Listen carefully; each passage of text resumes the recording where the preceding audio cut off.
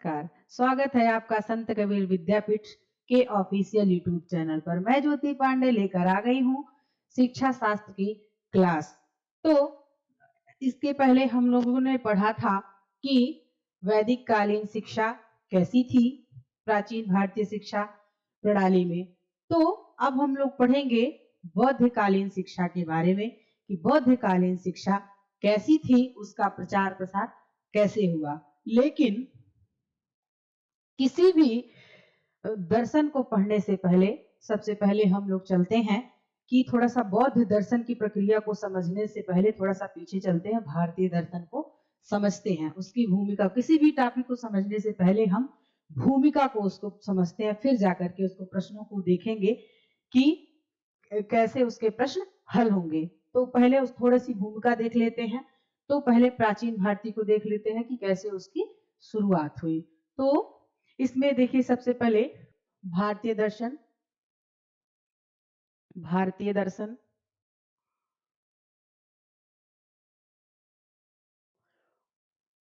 भारतीय दर्शन भारतीय दर्शन को भी दो भागों में बांटा गया। भारतीय दर्शन को दो भागों में बांटा गया। पहला नास्तिक, पहला आस्तिक और दूसरा नास्तिक। पहला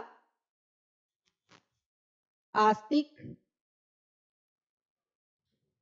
आस्तिक और दूसरा नास्तिक। नास्तिक।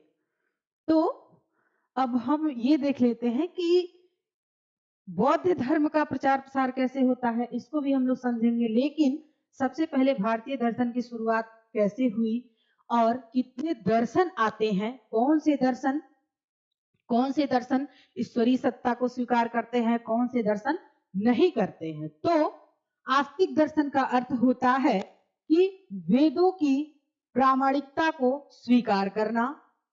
जो आस्तिक दर्शन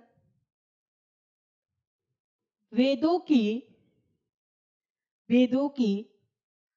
प्रामाणिकता को स्वीकार करता है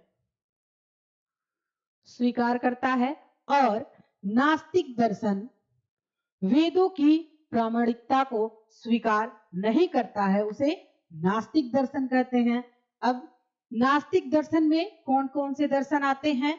तो नास्तिक दर्शन में योग, सांख्य, वैशेषिक,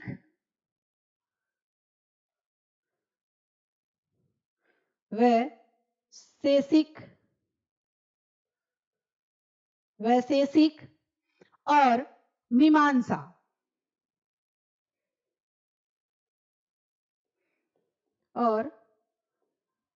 मीमांसा।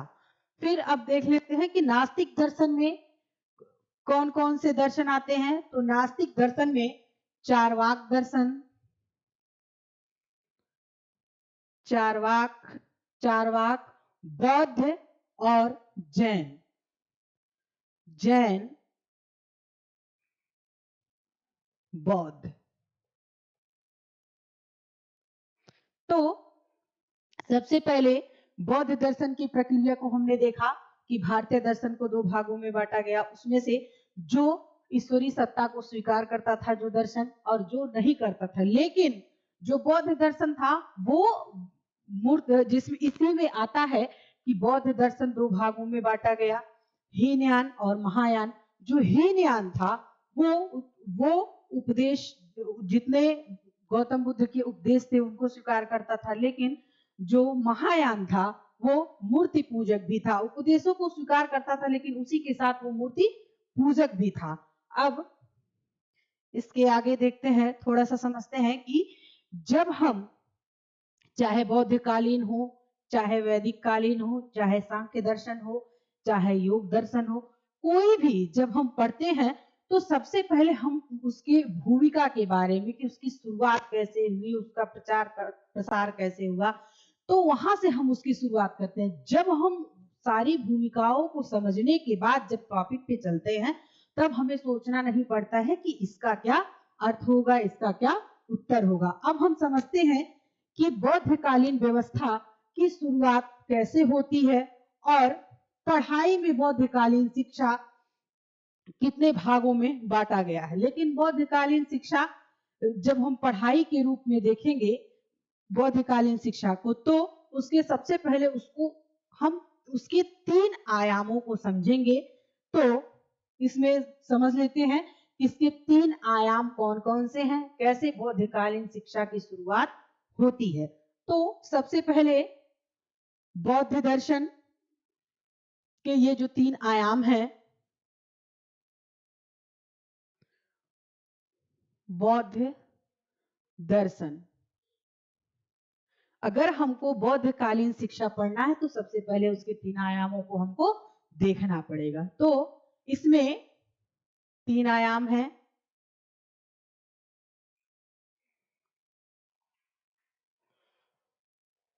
तीन आयाम है। पहला, जब हम किसी भी दर्शन की शुरुआत करते हैं तो सबसे पहले हम उसके प्रतिपादक का नाम, उसके व्यक्तिगत जीवन से शुरुआत करते हैं। तो इसमें पहला पक्ष होगा प्रतिपादक। प्रतिपादक व्यक्तित्व, व्यक्तित्व जीवन। और दूसरा पक्ष जो होगा, दूसरा पक्ष जो होगा वो दार्शनिक पक्ष होगा। दूसरा पक्ष दार्शनिक पक्ष। और तीसरा पक्ष शैक्षणिक, जो हमको पढ़ना है बौद्धकालीन शिक्षा में। तीसरा पक्ष है शैक्षणिक पक्ष। शैक्षणिक पक्ष, ठीक है। तो अब इसमें देखेंगे सबसे पहले प्रतिपादक। तो प्रतिपादक बौद्धकालीन शिक्षा के तो गौतम बुद्ध होंगे।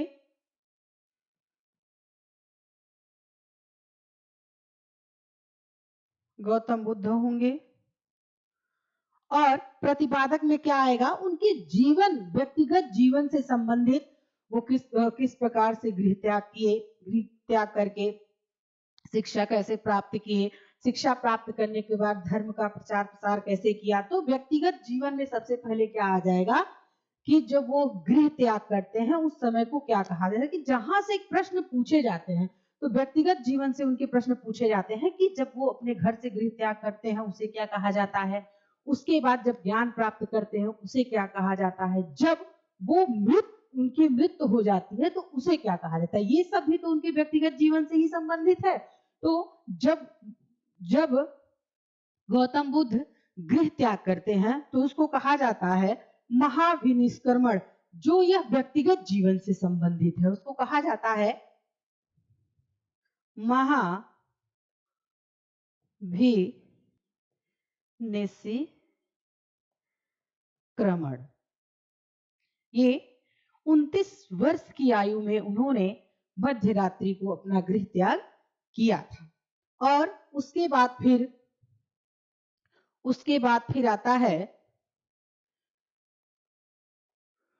बाद आता है कि ज्ञान प्राप्त करने को क्या कहते हैं। ये भी क्वेश्चन पूछता है कि गौतम बुद्ध जब ज्ञान प्राप्त कर लेते हैं उस काल को क्या कहा जाता है। तो उसको कहा जाता है धर्म चक्र परिवर्तन। धर्म चक्र परिवर्तन या प्रवर्तन।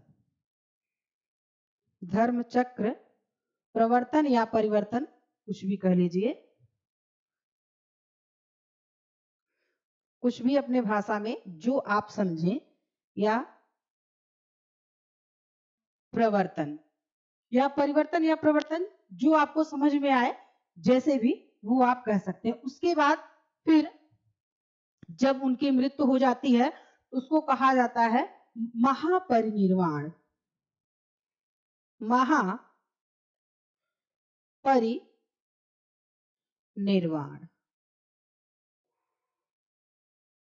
ठीक है, ये तो हो गए उनके व्यक्तिगत जीवन से संबंधित कि उनके गृह त्याग को क्या कहा जाता है। फिर धर्म चक्र परिवर्तन उनके ज्ञान के बाद, फिर उनका जब मृत्यु होता है तो उसे क्या कहा जाता है। अब आते हैं दार्शनिक पक्ष में। तो दार्शनिक पक्ष में क्या होता है, तो दार्शनिक पक्ष में जो त्रिपिटक है वो आता है। दार्शनिक पक्ष में त्रिपिटक आता है। त्रिपिटक त्रिपिटक बौद्ध संगीति, बौद्ध संगीति। त्रिपिटक 3 होते हैं, त्रिपिटक 3 होते हैं और बौद्ध संगीति 4 होते हैं, ये भी बताएंगे लेकिन अभी इसके बाद। तो जो बौद्ध संगीति, बौद्ध संगीति,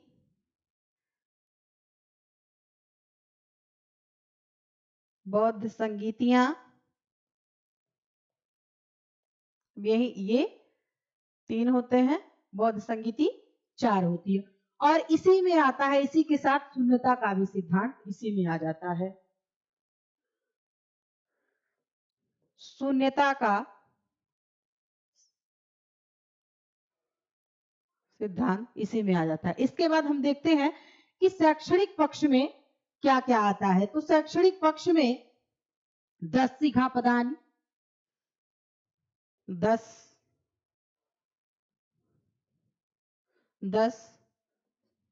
सिखापदान और 10 सिखापदान, इसी में अष्टांगिक मार्ग,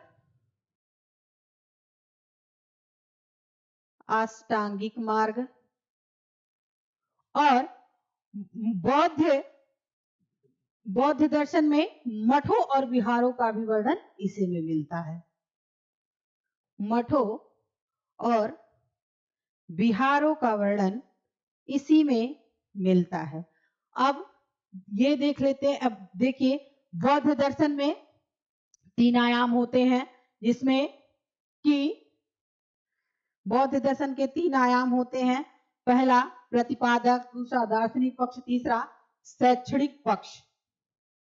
अब इसके आगे देखते हैं कि ये जो इसके दर्शन है, इसके जो पक्ष हैं, इसको हमने समझा।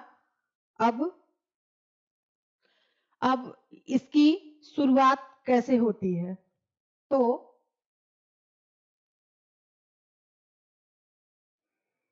ये हम लोगों ने देखा। अब देखेंगे कि महात्मा बुद्ध के मृत्यु के बाद, महात्मा बुद्ध की मृत्यु के बाद क्या होता है। तो महात्मा बुद्ध की जब मृत्यु हो जाती है, उसके बाद उनके जो 3 पिटक थे उसका संग्रह होता है, जो सुत्त पिटक, विनय पिटक, अभिधम्म पिटक, 3 पिटक होते हैं, उसका संग्रह किया जाता है। फिर उसके बाद इसमें जो बौद्धकालीन शिक्षा में जो सबसे मुख्य बात है, बौद्धकालीन शिक्षा में जो सबसे मुख्य बात है वह है कि जो सबसे मुख्य बात है वो बौद्ध संगीतियां हैं। तो बौद्ध संगीतियों के बारे में थोड़ा सा समझ लेते हैं। फिर जो जैसे कि हम लोग 3 आयाम बताए, तो प्रथम में उनके जन्म से लेकर के मृत्यु तक, उसके बाद द्वितीय में बौद्ध संगीतियां, द्वितीय में त्रिपिटक और बौद्ध संगीतियां, और चतुर्थ में शैक्षणिक, जो जिसमें अष्टांगिक मार्ग होते हैं। अब इसमें देख लेते हैं कि बौद्ध संगीतियां 4 होती हैं। बौद्ध संगीति, बौद्ध संगीति, बौद्ध संगीतियां,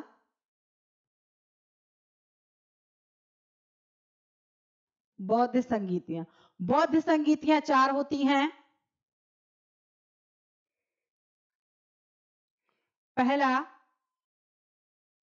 पहला अजात शत्रु, पहला अजात शत्रु, दूसरा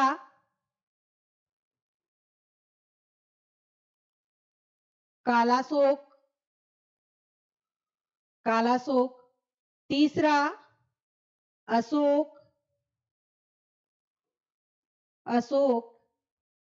चौथा कनिष्क,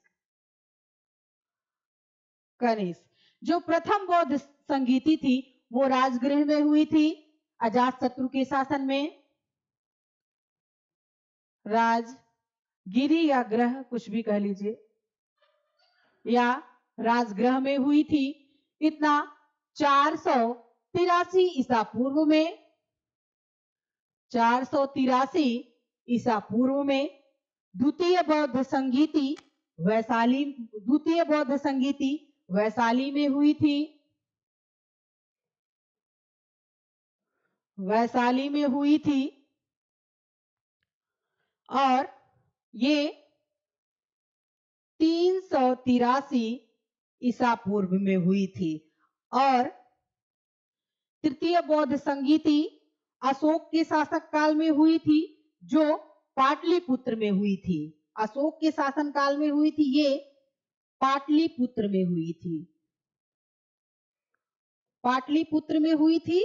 और 251 ईसा पूर्व में हुई थी। और जो चतुर्थ बौद्ध संगीति है वो चतुर्थ बौद्ध संगीति कनिष्क के शासन काल में हुई थी, प्रथम शताब्दी, कनिष्क के शासन काल में प्रथम शताब्दी में हुई थी। अब यहीं पर समझ लेते हैं कि इसकी प्रसिद्धि, जो प्रथम बौद्ध संगीति थी ये ज्यादा प्रसिद्ध नहीं हुई, लेकिन जो द्वितीय बौद्ध संगीति थी ये 10 विनय के कारण प्रसिद्ध हुई। और जो तृतीय बौद्ध संगीति थी, जो तृतीय बौद्ध संगीति थी ये त्रिपिटक के कारण, जो त्रिपिटक के कारण, जो सूक्त अभिधम्म, जो सूक्त अभिधम्म और विनय, इसके कारण ये इसकी प्रसिद्धि होती है। इसे त्रिरत्न भी कहा जाता है, त्रिपिटक। लेकिन अब ये चौथी जो बौद्ध संगीति है ये सबसे मुख्य है। क्यों? क्योंकि यहीं पे बौद्धकालीन शिक्षा दो भागों में बट जाती है। पहला हीनयान और महायान। यहीं पे जो ये कनिष्क के शासन काल में प्रथम शताब्दी में हुआ था, यहीं पर बौद्धकालीन का दो भागों में बंटवारा हो जाता है और यह दो भागों में बट जाता है।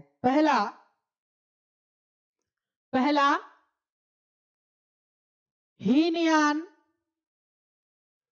हीनयान और दूसरा महायान, महायान। तो हीनयान और महायान, तो हीनयान के जो उपासक थे वो सिर्फ गौतम बुद्ध के उपदेशों को ही मानते थे, लेकिन जो महायान था वो मूर्ति पूजक था, जो महायान था वो मूर्ति पूजक था। अब थोड़ा सा और समझ लेते हैं उनके जन्म के बारे में। अब जैसा कहा जाता है कि उनके व्यक्तिगत जीवन से संबंधित, वो एक राजा सुद्धोधन के पुत्र थे और राजा सुद्धोधन, उन्होंने कुछ ऐसी घटनाएं देखी, ऐसी कुछ वस्तुएं देखी जिससे उनका मन विचलित हो गया और वह मध्य रात्रि में अपने घर से निकल करके उन्होंने ज्ञान प्राप्त करने के लिए अपना घर छोड़ करके चले गए। तो जैसे कि हमने बताया उसे महाविनिष्क्रमण काल कहते हैं। उसके बाद फिर जब वो अपना गृह त्याग देते हैं तो वो सारनाथ में जाते हैं। तो वहां पे भी बहुत सारे दार्शनिकों के बहुत सारे मतभेद हैं कि कोई कहता है कि उनके जो 4 मित्र थे वो जब सारनाथ में तपस्या कर रहे थे तो वहां पे वो लोग कहते उनको उकसा देते थे कि तुमको ज्ञान मिला, ज्ञान मिला। और एक चीज ये भी कहा जाता है कि कोई एक जब वो ज्ञान लेने के लिए जब वो एकदम मुग्ध रहते हैं, वो एकदम समाधि पे बैठे रहते हैं, तो कोई स्त्री आती है, उसके पायल की आवाज सुनाई देती है और फिर उसके बाद वो देखते हैं तो कहते हैं कि यहाँ तुमको ज्ञान प्राप्त नहीं होगा और यहाँ ऐसे करने से तुमको कुछ नहीं मिलने वाला है। उसके बाद फिर वो बिहार चले जाते हैं। बिहार के गया में, वहां पे एक पीपल के नीचे बोध वृक्ष जिसे अब कहा जाता है, और वर्तमान समय में वो चौथी जनरेशन है जो अभी भी वो है, वहां पे उनको ज्ञान प्राप्त होती है। उसके बाद फिर जब उनको ज्ञान प्राप्त करने के बाद फिर वो जो उनको मित्र कह लीजिए या उनका शिष्य कह लीजिए, फिर ज्ञान प्राप्त करने के बाद सबसे पहले फिर वो सारनाथ में आते हैं, और सारनाथ में आकर के सबसे पहला उपदेश उन्हीं अपने 5 मित्रों या मित्र कह लीजिए या शिष्य कह लीजिए उनको अपना उपदेश देते हैं। लेकिन सबसे ज्यादा उपदेश उन्होंने श्रावस्ती में दिया था। तो ये तो रही उनके जीवन काल की बातें, लेकिन थोड़ा सा समझ लेते हैं उनके जन्म के बारे में, उनके मृत्यु के बारे में, उनका सन क्या था और कहां कहां हुआ था। तो जन्म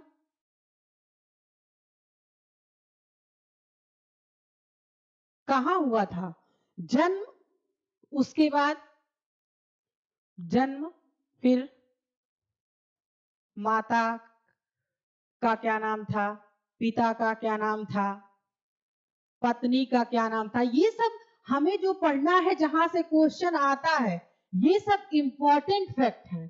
कभी मान लीजिए उनके जन्म के बारे में पूछ लिया, उनका किस ईसा पूर्व में हुआ था, तो जब आप यहाँ पे समझे रहेंगे तो जब क्वेश्चन आएगा तो सबसे पहले आप देखेंगे कि हाँ, तुरंत आपके दिमाग में आएगा कि ये हमने बताया था कि हाँ यहाँ पे होगा। उसके बाद पत्नी, जन्म, माता पिता, पत्नी, पुत्र, फिर ज्ञान प्राप्ति, तो जन्म कपिल वस्तु में, कपिल वस्तु में, और माता का नाम माया देवी, माया देवी, जन्म कपिल वस्तु में हुआ था 563 ईसा पूर्व में, और माता का नाम माया देवी, पिता का नाम शुद्धोधन, शुद्धोधन, पत्नी का नाम यशोधरा, यशोधरा। ये सब जो पॉइंट है ये वन लाइनर में पूछा जाता है। यशोधरा, पुत्र का नाम राहुल, राहुल, ज्ञान प्राप्त हुआ बोध गया, बोध गया जो बिहार में पड़ता है, बोध गया। 29 वर्ष की आयु में घर से निकले थे और 35 वर्ष में ज्ञान प्राप्त हुआ था। पुत्र राहुल, और उनके बचपन का नाम, बचपन का नाम सिद्धार्थ था, बचपन का नाम सिद्धार्थ था। तो ये सब जो है, अब उनकी मृत्यु, मृत्यु, मृत्यु कुशीनगर में, कुशीनगर में, कुशीनगर में हुई थी, और कुशीनगर नगर के पावापुरी में, पावापुरी में। तो ये कुछ डिटेल थे। अब हम लोग सीधा क्वेश्चन पे आते हैं, देखते हैं कि क्वेश्चन, अब इतना समझने के बाद ये पता चलेगा कि क्वेश्चन को कैसे समझना। सबसे पहले हम चाहे कुछ भी पढ़े, लेकिन उसकी भूमिका को जब तक हम नहीं समझेंगे प्रश्नों को हल नहीं कर सकते। जैसा कि मुझे लगा कि सबसे पहले हमें भूमिका को समझाना चाहिए, उसके बारे में बताना चाहिए, क्योंकि जब तक आप उसके सार को नहीं समझेंगे प्रश्नों को हल नहीं कर सकते हैं। तो अब हम लोग प्रश्न पे आते हैं, अब हम लोग प्रश्न पे आते हैं, देखते हैं कि पहला प्रश्न क्या है। देखते हैं कि पहला प्रश्न क्या है। तो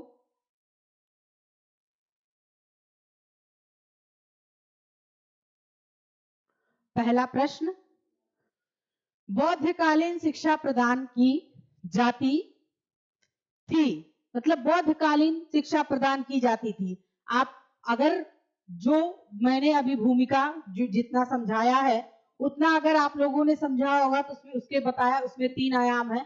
तो बौद्धकालीन शिक्षा किसमें जो शिक्षा प्रदान की जाती है वो तीसरे आयाम में है।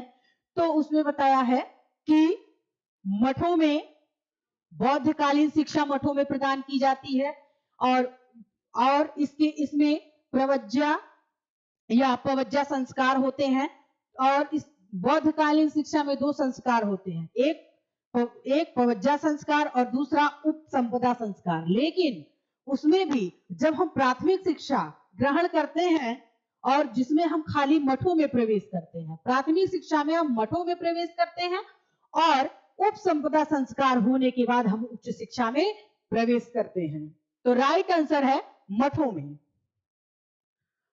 अगला क्वेश्चन है बौद्धकालीन शिक्षा का मुख्य उद्देश्य था। तो बौद्धकालीन शिक्षा का मुख्य उद्देश्य क्या था? मोक्ष प्राप्त करना, निर्वाण प्राप्त करना, सांसारिक वैभव प्राप्त करना, ज्ञान प्राप्त करना। बौद्धकालीन शिक्षा का मुख्य उद्देश्य था निर्वाण प्राप्त करना, क्योंकि गौतम बुद्ध ने बहुजन हिताय और बहुजन सुखाय की उपदेश की शिक्षा इन्होंने दी थी। तो राइट आंसर होगा निर्वाण प्राप्त करने के लिए। गौतम बुद्ध कहते हैं ये संसार दुख से भरा हुआ है। जो भी दर्शन है एक चार्वाक दर्शन है जो स्वतंत्रता को देखता है और वो इस संसार को दुखों से भरा हुआ नहीं समझता है। लेकिन जो ये बौद्धकालीन शिक्षा है उन्होंने 4 आर्य सत्य उपदेश दिए हैं जिसमें उन्होंने कहा यह संसार दुख है, दुख समूह है, दुख निरोधक मार्ग है।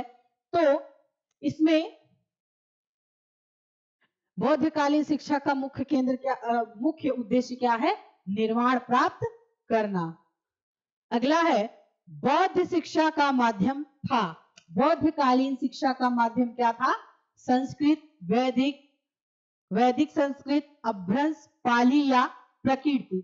जब गौतम बुद्ध ज्ञान प्राप्त करके आते हैं उसके बाद फिर उन्होंने बहुत ही सरल भाषा में पाली या प्राकृत भाषा में वो उपदेश देते हैं जिससे कि व्यवहारिक भाषा में कि लोगों को समझ में आए और उनके धर्म का प्रचार प्रसार हो। तो राइट आंसर होगा पाली या प्रकृति। अगला क्वेश्चन है बौद्ध शिक्षा प्रणाली में शिशु शिक्षा सामान्यतः कितने वर्ष की थी? बौद्धकालीन शिक्षा में शिशु शिक्षा सामान्यतः कितने वर्ष की थी? तो बौद्धकालीन शिक्षा में शिशु सामान्यतः 6 वर्ष, 8 वर्ष, 12 वर्ष और 25 वर्ष। लेकिन बौद्धकालीन शिक्षा जो शिशु शिक्षा थी वो 8 वर्ष से प्रारंभ होती थी। उनको सबसे पहले हमने बताया कि 2 प्रकार के संस्कार होते थे, प्रवज्जा संस्कार, प्रवज्जा संस्कार। और जो प्रवज्जा संस्कार होता था वो 8 वर्ष में होता था जो कि ये 12 वर्ष तक चलते थे। तो ये जो जिसमें प्राथमिक शिक्षा ही उसको कहा जाता था, ये 12 वर्ष तक चलता था और फिर जब 20 वर्ष हो जाता था उसके बाद फिर 20 वर्ष के बाद जब उपसंपदा संस्कार होते रहते तो बच्चा धर्म का प्रचार प्रसार करने के लिए उच्च शिक्षा ग्रहण करता था और वो शिक्षा 30 वर्ष तक चलती थी। राइट आंसर है 8 वर्ष। अगला क्वेश्चन है मठों में प्रवेश करने की अनुमति मिल जाने पर शिक्षार्थी का संस्कार होता था। मठों में प्रवेश करने के लिए कौन सा संस्कार होता है? तो थोड़ा सा यहाँ पे मिसप्रिंट है। उपनयन संस्कार, प्रव्रज्या या प्रवज्जा।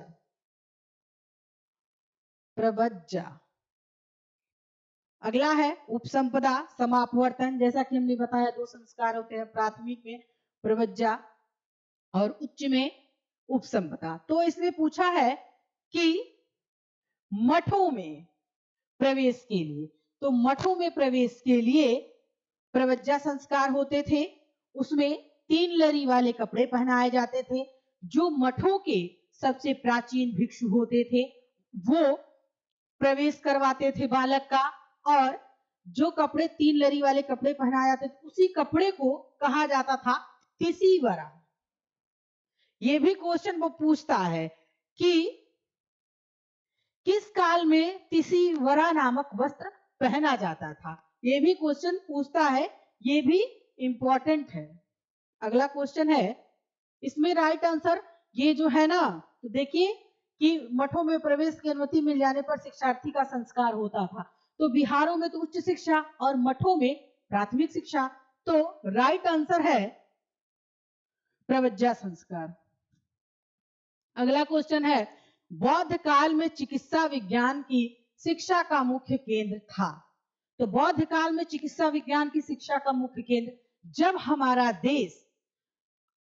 हमारे देश का बंटवारा नहीं हुआ था, तब जो तक्षशिला विश्वविद्यालय था वो शिक्षा का, वैदिक शिक्षा और बौद्धकालीन शिक्षा का मुख्य केंद्र माना जाता था। तो इसमें देखते हैं तक्षशिला, नालंदा, विक्रमशिला, वल्लभी, उस समय बौद्धकालीन शिक्षा का मुख्य केंद्र था तक्षशिला। राइट आंसर जो वर्तमान में पाकिस्तान में चला गया है वो पाकिस्तान के रावलपिंडी से 20 किलोमीटर दूर पर स्थित है। अगला क्वेश्चन है, संसार का सर्वप्रथम विश्वविद्यालय कौन सा था। जैसा कि हमने बताया जब हमारा देश आजाद नहीं हुआ था, भारत और पाकिस्तान का बंटवारा नहीं हुआ था, उसके पहले जो तक्षशिला विश्वविद्यालय था ये संसार का सर्वप्रथम विश्वविद्यालय था। अगला क्वेश्चन है, बौद्ध काल में विद्यार्थी धार्मिक पाठ्यक्रम में से किसका अध्ययन नहीं करते थे। तो बौद्ध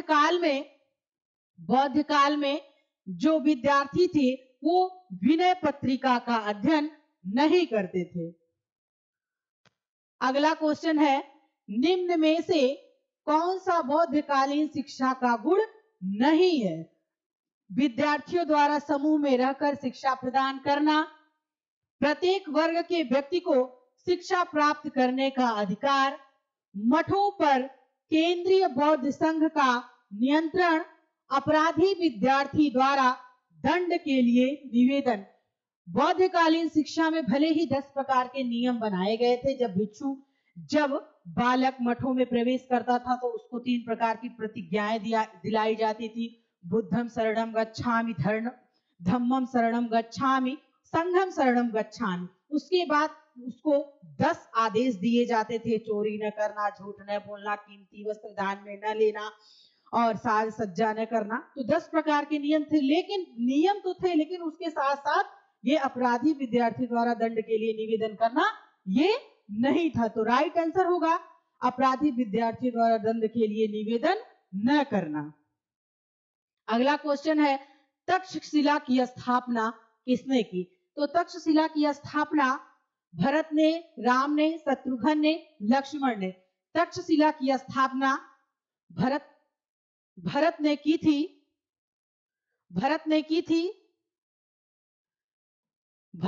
थी श्री रामचंद्र जी के भाई, क्योंकि जो उस समय ये भरत की राजधानी हुआ करती थी। जो तक्षशिला विद्यालय था भरत के पुत्र जो तक्ष थे उनके नाम पर पड़ा था। अगला क्वेश्चन है, आधुनिक भारतीय शिक्षा को बौद्ध गुण की देन है। आधुनिक भारतीय शिक्षा को बौद्ध गुण की देन है।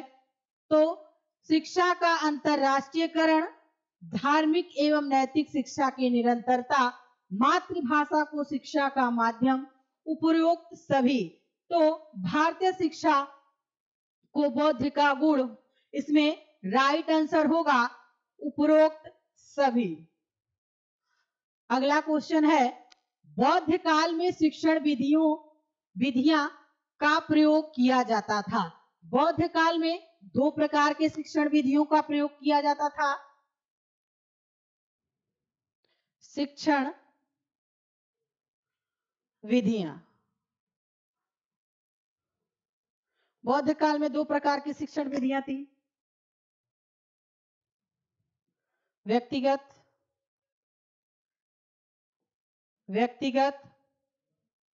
सामूहिक।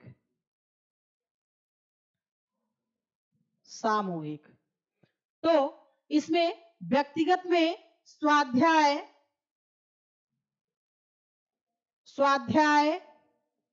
चिंतन मनन, लेकिन सामूहिक में व्याख्यान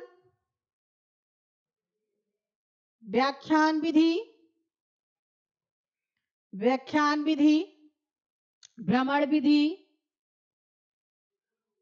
भ्रमण विधि, वाद विवाद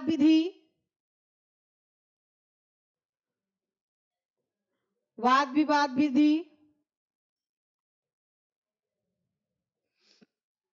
और प्रश्नोत्तर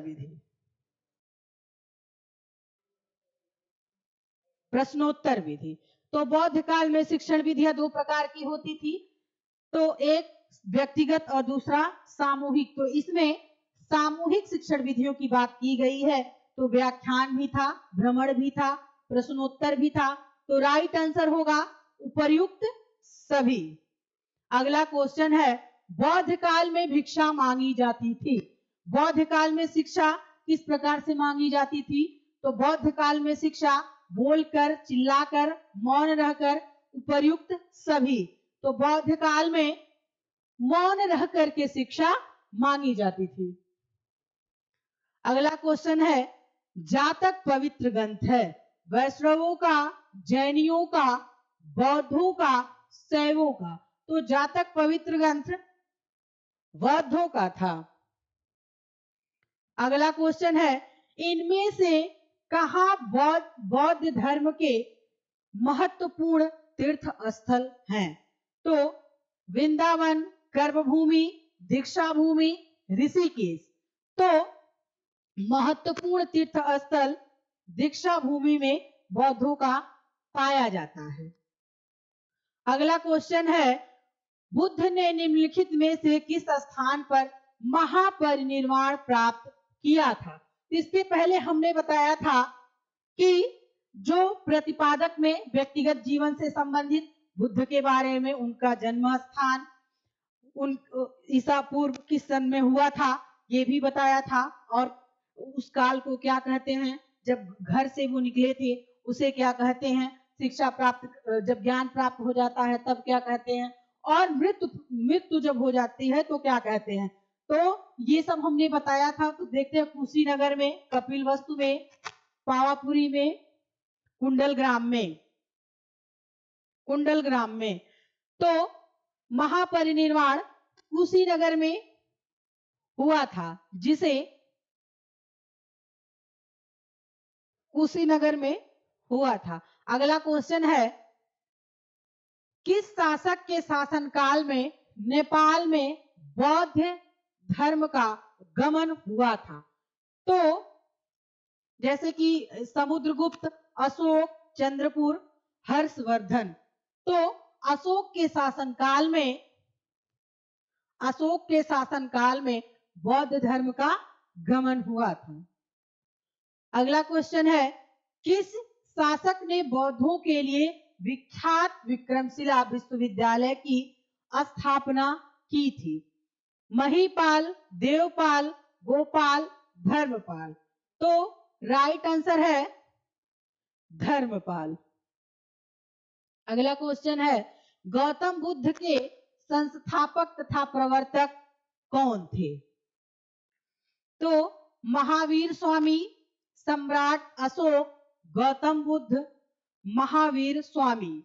तो राइट आंसर होगा गौतम बुद्ध।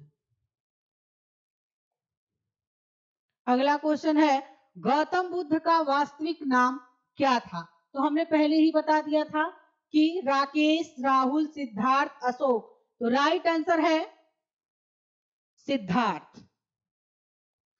अगला क्वेश्चन है, गौतम बुद्ध के पत्नी का क्या नाम था? तो यशोधरा, यशोदा, त्रिशला, राधा। तो गौतम बुद्ध की पत्नी का नाम था यशोधरा। तो इसमें ये कहा जाता है कि जो गौतम बुद्ध की पत्नी थी, ये, इसमें आप देखेंगे तो ये एक कहानी के माध्यम से आपको बताते हैं कि जब गौतम बुद्ध उनको छोड़ के चले जाते हैं, वो बहुत वियोग में रहती हैं और फिर उन्हीं उन्हीं के वियोग का वर्णन मैथिली शरण गुप्त एक कविता के माध्यम से करते हैं। कहते हैं कि वो बताते हैं, सखी वे मुझसे कहकर जाते। वो इतने कष्ट में रहती हैं कि वो इस कविता के माध्यम से अपनी पीड़ा को वो व्यक्त करती हैं। ये बहुत ही अच्छी कविता है, आप उसको देख सकते हैं, पढ़ सकते हैं। अगला क्वेश्चन है, चतुर्थ बौद्ध सम्मेलन किसके शासन काल में हुआ? तो जैसे हमने बता दिया था कि 4 होते हैं, तो इसमें चतुर्थ जो था अशोक, कनिष्क, चंद्रगुप्त विक्रमादित्य। तो कनिष्क के शासन काल में ये ये चतुर्थ बौद्ध सम्मेलन हुआ था। ये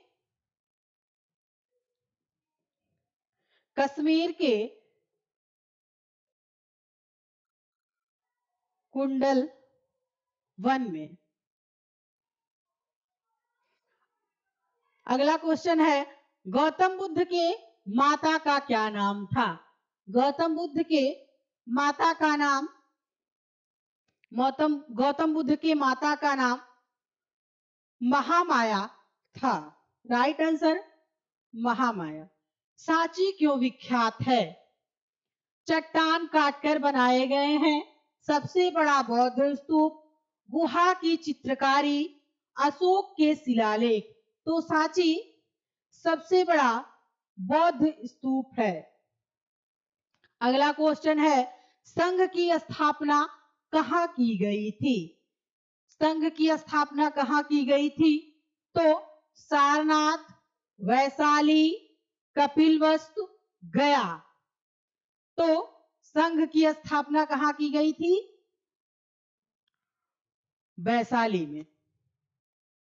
अगला क्वेश्चन है, बौद्ध ग्रंथ पिटकों की रचना निम्नलिखित में से किस भाषा में की गई थी? तो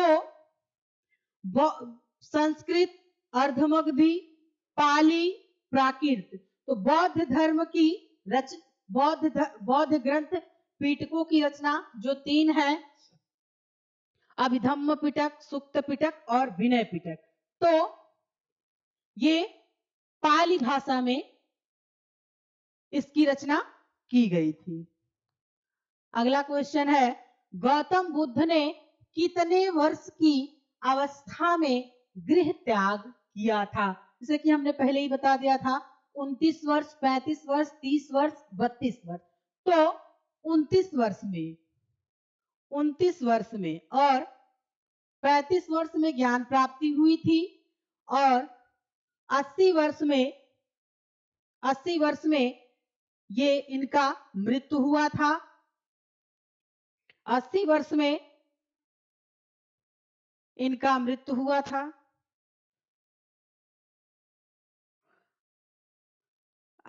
अगला क्वेश्चन है, सांची किसकी कला व मूर्ति कला का निरूपण करता है?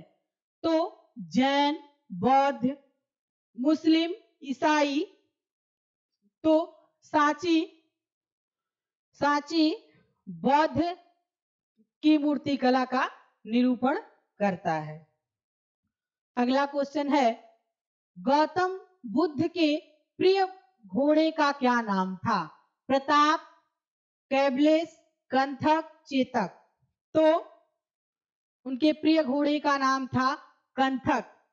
ये चेतक महाराणा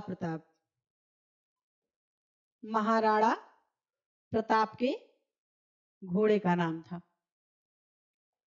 अगला क्वेश्चन है, महात्मा बुद्ध को किस वृक्ष के नीचे निर्वाण प्राप्त हुआ था?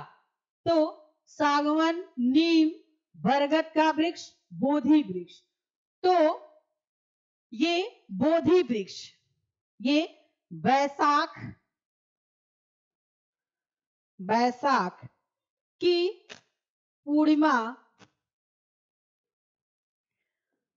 अर्धरात्रि में इनको ज्ञान प्राप्त होता है। जो पीपल का वृक्ष था, जिसे बोधि वृक्ष भी कहते हैं, और वर्तमान में ये इसकी चौथी जनरेशन है और ये बिहार के बोध गया में पाया जाता है। बौद्ध धर्म का मुख्य ग्रंथ कौन सा था? अष्टाध्यायी, त्रिपिटक, महाभाष्य, अर्थशास्त्र। तो बौद्ध धर्म का मुख्य ग्रंथ त्रिपिटक था। अगला क्वेश्चन है, गौतम बुद्ध को किस नदी के किनारे ज्ञान प्राप्त हुआ था? मोहना नदी, फाल्गु नदी, महानंदा नदी, सोन नदी। तो फाल्गु नदी के किनारे इनको ज्ञान प्राप्त हुआ था। अगला क्वेश्चन है, महात्मा बुद्ध के शरीर त्याग को बौद्ध ग्रंथ में क्या कहा जाता है? बौद्ध ग्रंथ में क्या कहा जाता है? महापरिनिर्वाण, धर्म चक्र परिवर्तन, इनमें से कोई नहीं, महाभिनिष्क्रमण। तो इसमें जो राइट आंसर होगा महापरिनिर्वाण। जैसा कि हमने बताया, धर्म चक्र ज्ञान प्राप्त पे, और जब गृह त्याग करते हैं, गृह त्याग को महाभिनिष्क्रमण काल कहा जाता है। अगला क्वेश्चन है, उपदेश देने की घटना को क्या कहते हैं?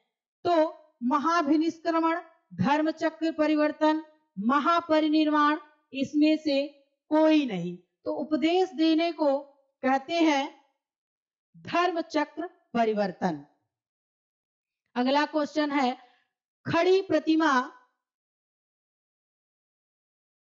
खड़ी प्रतिमा निम्न में से किस काल में बनाई गई थी? गुप्त काल, कुषाण काल, मौर्य काल,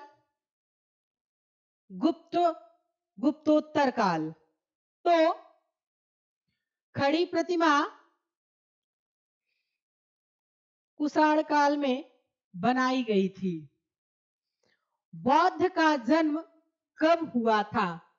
तो शुरू में ही जब हमने भूमिका बताया, उसमें उनका जन्म, उनका मृत्यु, उनके ज्ञान प्राप्त की जगह सब हमने बता दिया था। लेकिन अब चलिए देखते हैं गौतम बुद्ध का जन्म कब हुआ था। 565 ईसा पूर्व, 563 ईसा पूर्व, 554 ईसा पूर्व, 568 ईसा पूर्व।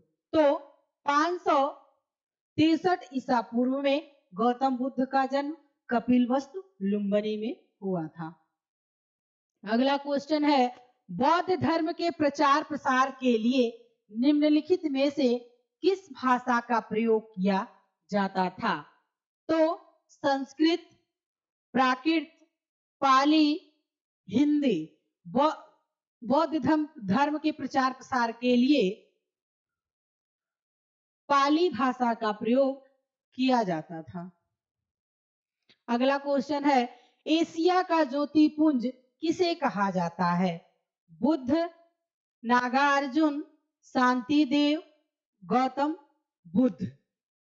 तो एशिया का ज्योतिर्पुंज गौतम बुद्ध को कहा जाता है, क्योंकि इन्होंने बहुत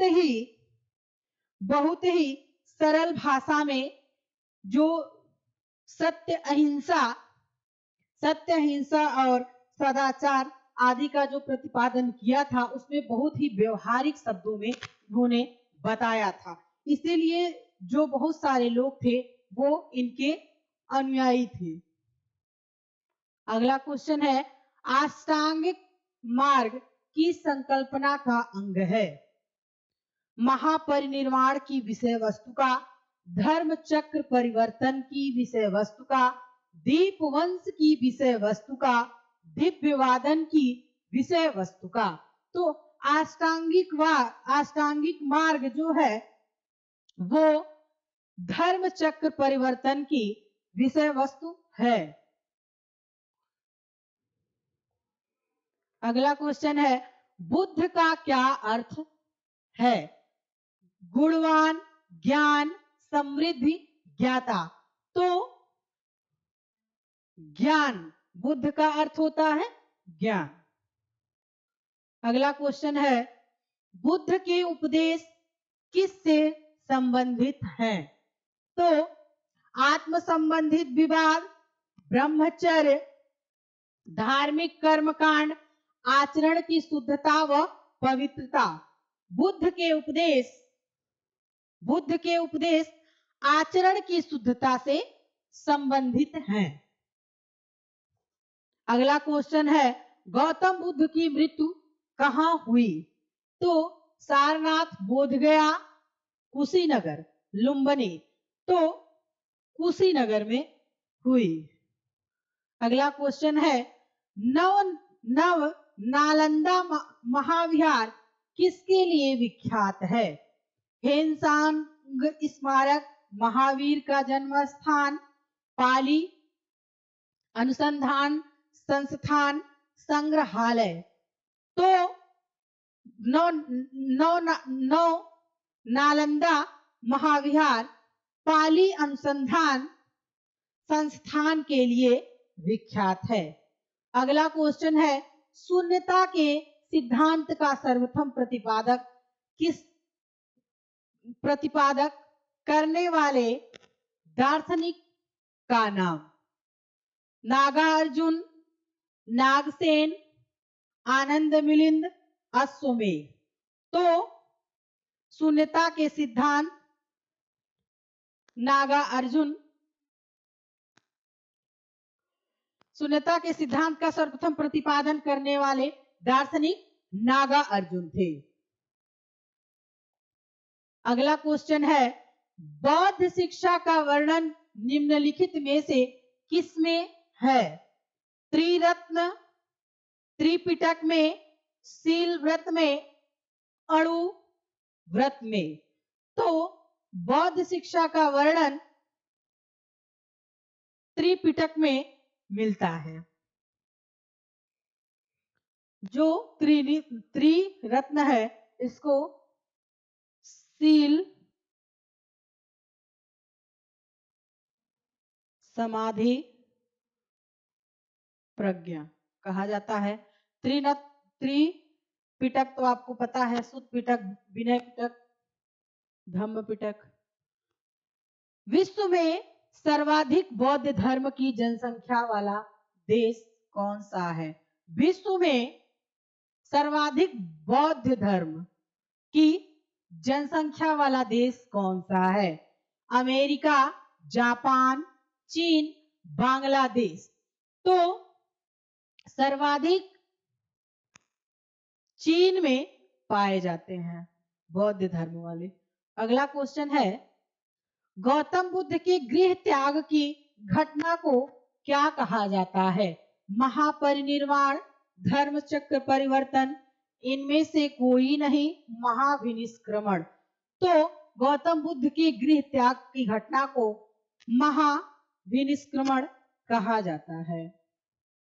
अगला क्वेश्चन है, कपिलवस्तु संबंधित है? कपिलवस्तु किससे संबंधित है? महात्मा गांधी से, भगवान कृष्ण से, महावीर स्वामी से, भगवान बुद्ध से। तो कपिलवस्तु भगवान बुद्ध से संबंधित है, यहीं पे इनका जन्म हुआ था।